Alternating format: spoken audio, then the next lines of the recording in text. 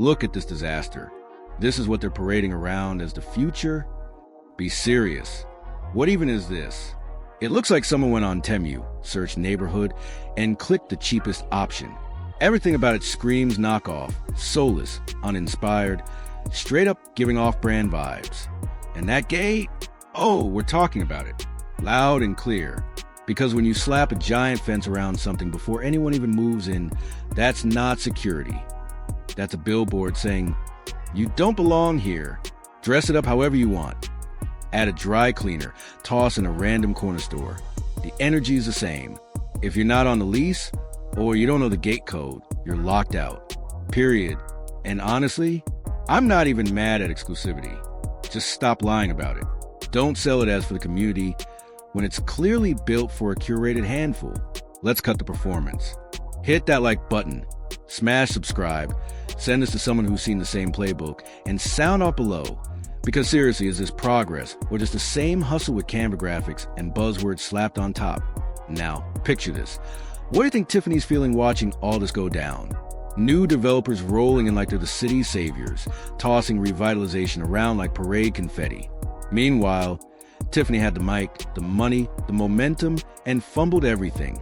She could have been the face of this shift, could have leveraged another big check, grabbed another headline. But nope, she showed her cards too soon. Now she's on the sidelines, watching the game she could have been running. And here comes a new guy, fresh blueprint, flashy Dalton 2.0 vision, ready to replace the circus we just watched implode. After the Pope fiasco, this crew owns the spotlight. They've got traction, a storyline, a momentum the last group never locked in. Let's just hope they don't choke like the clowns before them. And don't get me started on the fake supporters. The ones who smile in your face, then vanish the second the ink dries. I clock that energy every single time. Back in 2022, I scooped a 13-acre lot with a couple investors. No cap, the plan was simple. Truck parking. Just rigs on an industrial plot. But now, because it's near that infamous Pope drama site, they're talking about turning it into a resort-style community. As if a zip code can magically change the air quality. The second neighbors started asking real questions, they panicked. Suddenly, it's all mixed-income housing and bringing the community back. Throw in a daycare, a laundromat, maybe a smoothie shop, and boom, instant sales pitch. But mixed income in developer speak? That's a handful of affordable units to check a box, while the rest stays luxury light. The lot's still zoned M1 industrial, but they're quietly lobbying to change that, pushing trustees to greenlight it in pieces. They got shiny blueprints, big smiles, and all the right buzzwords. But that land's been sitting there for years. Crusty, ignored, and now it's magically the heart of Dalton's rebirth? Please, the sales deck is dreamy. Pools, playgrounds, childcare centers. But in reality, if your kid doesn't live behind that gate, someone's gonna stop you with, sorry, residents only. That's not community. That's rent-based segregation. You saw that gate.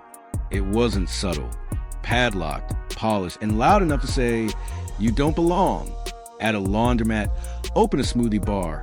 It doesn't matter. If you're not on the list, you're out. They're selling it as a gift to all of Dalton. Stop.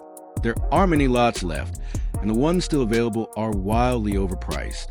And now, they're talking about building storage units because every local one is maxed out.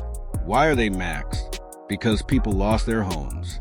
Families doubled up, forced to pack their lives into boxes. But you won't see that truth on the glossy flyer.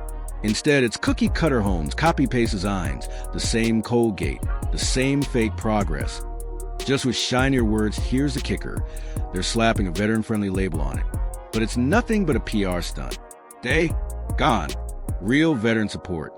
Priority housing, job programs, resources? Nowhere. Just thanks for your service. And maybe a flag at the entrance. The guy running the show knows exactly what he's doing. No real structure, no accountability, no actual policy. Veteran inclusion? Optional at best. And when they say it's for everyone, cap their own numbers show storage units are packed. Why? Because folks here are couch surfing, living out of duffel bags. That's the Dalton they're ignoring while flashing glossy renderings like they're building a utopia. More prefab homes. Another gate, another broken promise. And this whole mixed-use thing just means you sleep over a donut shop, maybe a bodega. Still doesn't matter. If you don't have the gate code, you're not getting in. This isn't community progress. It's a password-protected box dressed as a neighborhood. And if that's the plan, fine, just say that. But stop pretending it's for everyone. Stop selling the fantasy when you've already decided who gets to live there and who doesn't. The optics are the only thing they care about, not the people already here, who are slowly being priced out and pushed aside. And behind all this shiny pitch, it's built on shaky ground. And I'm not just talking about the soil under that lot. The funding, barely hanging by a thread. Federal grants that used to flow like water, drying up quicker than a puddle in July. Interest rates, sky high, to the point where even seasoned developers are sweating. And Dalton's zoning code?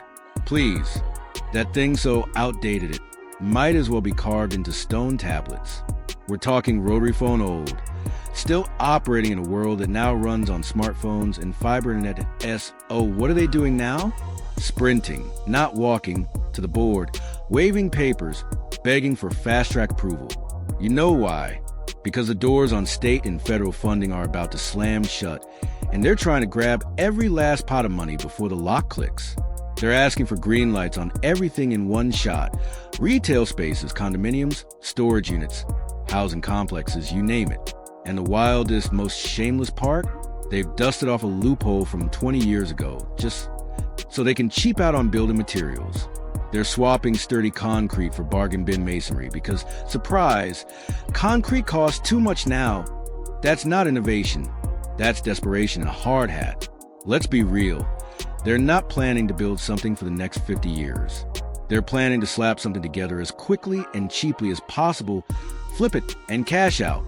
It's giving cardboard castle energy, shiny in the renderings, flimsy in reality. And just wait. Once the paint's dry, they'll tack on some outrageous HOA fee, probably a cool $1,000 a month, just to use the pool you already helped pay for. Because once those permits hit, it's full throttle, no brakes. And the rest of us, left on the sidelines, watching from the bleachers. Again, we've seen this playbook before, glossy flyers, ribbon cuttings, big promises. But never a real seat at the table for the people who actually live here. Sure, they'll build something.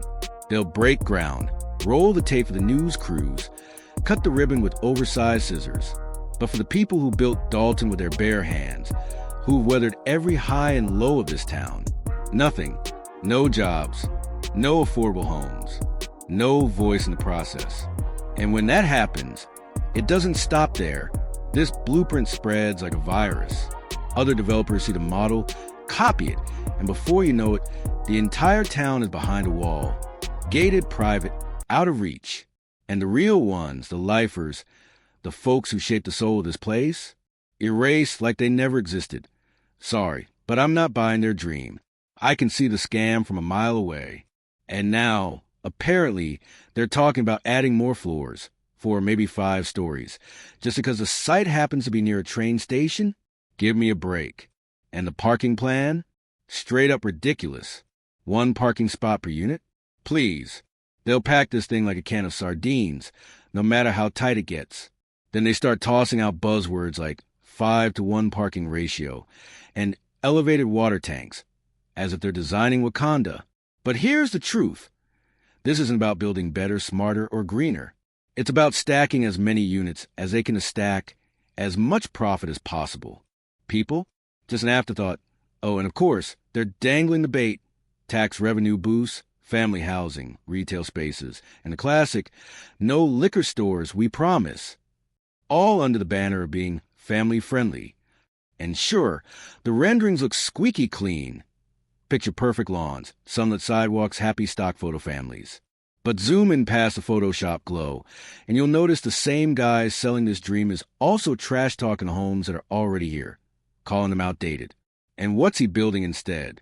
Places so overpriced, most locals can afford to rent a closet there. If you truly cared, fine, build your shiny new apartments. But if you're adding shops and restaurants, put them outside the gates. Let the neighborhood, the actual community, benefit. Don't lock it all away behind walls, and then pat yourself on the back like you're some kind of hometown hero. That's how you build a real city. That's how you make a place thrive.